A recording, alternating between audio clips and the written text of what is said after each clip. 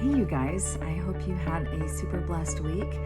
This week, I want to talk about a book that I found called Never Binge Again. Such a good book. I have listened to it on Audible, and I wanted to share everything I learned, kind of, not everything, because you got to read the book. And I never would have even picked it up if I hadn't heard him on a podcast.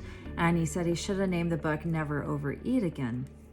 And that is just right up my alley. So I went to Audible and I bought it, and it's really good. And he offers a lot of freebies with it. If you go to the website that's mentioned in the book, you'll get all kinds of PDF downloads, tools that you can use to help you along your Never Binge Again journey. And before I continue, I want to introduce myself to those of you who don't know me. My name's Julie.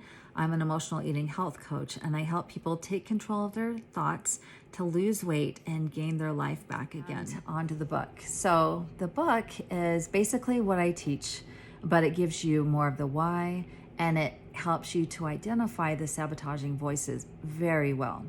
So he says that the sabotaging voices are a pig in our head. He says he gets a lot of heat and criticism for this because a lot of people think it's derogatory and bad to say any part of you is derogatory or bad. But the way he puts it is that anything that's trying to sabotage you does not have your best interest at heart. So if you put a derogatory voice to it, then it's easier to ignore it. But if you put a compelling or a voice to this pig that makes it seem like it cares for you and that it wants what's best for you, then you're going to listen to it way too much. So I really like the derogatory pig approach. He says that anytime you have a thought that wants you to eat off the plan, that would be considered a pig squeal, and any food that you want to eat off the plan would be considered pig slop. So I really love that. I thought that was a pretty good way to put it. So now every time I want to overeat, I just think, oh, that's pig slop. I'm not going to eat it. Yeah. He mentions how he thinks it's a hard sell. What he is proposing that you would never binge again, but he gives you all the pig squeals that make you think that it's a hard sell. He helps to bring all the pig voices to the surface, all the pig squeal to the surface that keep you from doing what you want. He helps you to create your food plan and to help you to know when to change it so that you're not consulting with your inner pig to change the plan, which I thought was really good, because how do you really know if it's your inner pig wanting to change the plan or if it's you that wants to change the plan? And he helps you to separate out those voices in your head. And he talks about all the 12-step fallacies. And I don't want to bash on the 12-step programs because they had a lot of good in them, but they also had some things that were bad too, and that helped people to listen to the pig way too much. And so I feel like he fills in the gaps where the 12-step program left some gaps, where the 12-step program has allowed some pig squeal. He has a plan that will not allow pig squeal, period. It's really good.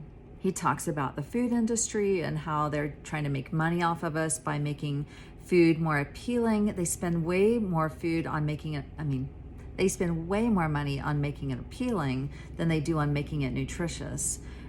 He has a really good quote in here by Jim Rohn. I think that's how you say it. But he says, a life of discipline is better than a life of regret. So the part of the book that I like so much is, because I know that there's people out there that says being on a plan is too strict. You're depriving yourself.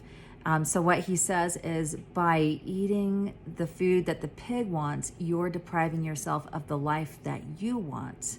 And so the pig has deceived you into thinking you're depriving yourself, when in reality, you are actually depriving yourself by being under the pig's control. So you think you're free, but you're actually being controlled by this pig in your brain. Your survival instincts gone wrong are controlling you, kind of manipulating you like a puppet. And so it's got you convinced that you're depriving yourself. But if you looked at it from a higher perspective, you would realize that you're actually, by listening to the pig, you're depriving yourself of the health you want. You're depriving yourself of the weight you want. You're depriving yourself of the clear skin you want. Whatever it is you want that you don't have, you are depriving yourself of that. And I felt like that was an amazing way to look at this, in a way that a lot of people don't look at it when they start to cry, deprivation, deprivation. Yeah, so that's what I have for you guys. That's it. I hope this helped you guys.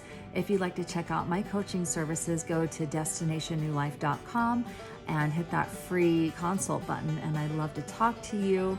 If you like this video and you want me to be monetized eventually from YouTube, please hit the like button, because I don't get paid to do this until I get a certain amount of likes. So please hit that like button.